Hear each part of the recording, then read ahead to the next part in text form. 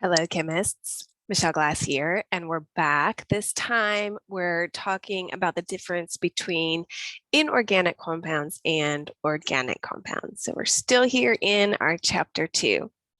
Let's talk a little bit about organic compounds first. We're going to just real briefly introduce these, as these will be discussed more in a couple of later videos. So when we talk about organic compounds, what we're talking about are molecules or compounds that are carbon and hydrogen based.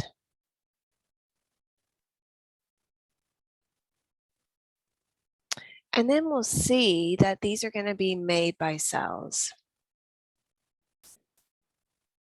So these are going to be an important part of our diet. So we'll be eating these molecules as we eat other cells, right? When we're eating both plants and animals, we're eating plant and animal cells. And then we'll use those ingredients to build our own organic compounds. When we talk about inorganic compounds, then these are not carbon hydrogen based. Now, they can have carbon, so carbon dioxide gas is going to be an example of an inorganic compound. They can have hydrogen, so H2O or water would be another example of an inorganic compound, but you're not seeing these combinations of carbon and hydrogen together in a molecule. And these, of course, are going to be important for our bodies as well.